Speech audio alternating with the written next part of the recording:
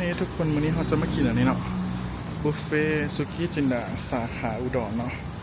จ่ายเพียง299เราบวกเพิ่มนะทุกคนงานมาทางนี้มันอยู่ในยูดีทาวน์เนาะทุกคนเราจะไปเบิ่งมีคิวอ่ะปะว้าวทุกคนนี่เดี๋ยวเขาจะเข้าไปกินสุกี้จินดากันเบิ่งอาหารมักกะลาเลยโอ้คนหนึ่ง299เนาะบวกเพิ่มก็โอเคนะชื่อกวนอื่นอีกเลยอาหารก็ค้นหลายเลยทุกคนแบบ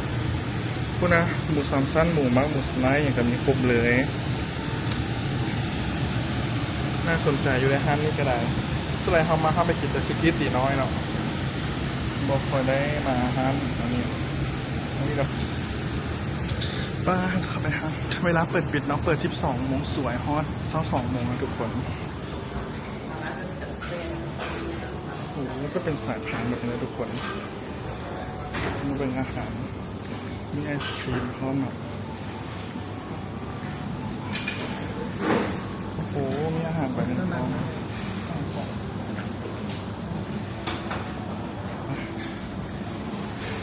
ก็มีน้ำมัดลมอย่างพร้อมทุกคนก็จะเป็นสายพานมีโซนปุ่มเจลอีก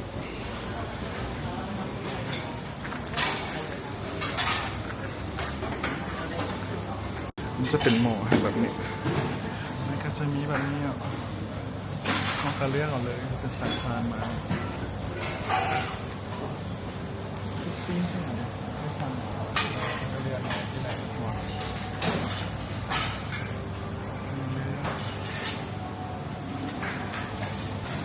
ได้ทุกคนน้ำซุปเป็นแบบนี้คือซุปคอลลาเจนเลยนะกระดูกหมูนี่ว่าอยู่กระดูกหมูเป็นซุป คอลลาเจน มีซุปหม่าล่าเผ็ดน้อย กับซุปกระดูกหมู มีเห็ดลิ้นชา แล้วก็เลือกเอาเนาะเลยเด็ดแตงกุ้งเอาบ่มีเอาบ่มีเดี๋ยวบ่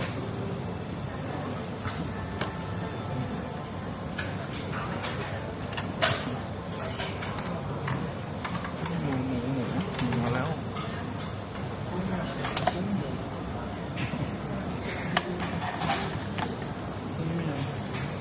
มีนัวว่ะ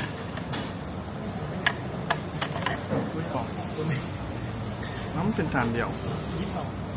โอ้เดี๋ยวคิดบอกเด็กกุ้งอะไรกันเนี่ยเด็กกุ้งสดๆกันเด็กกุ้งกันทุกคนสุกี้จะดามีกันแล้วนะครับ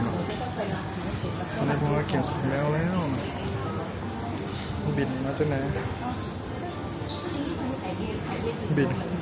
598มีภาษี7%ทุกคนวันนี้พ่อกินแล้วเนาะสุกี้จินดา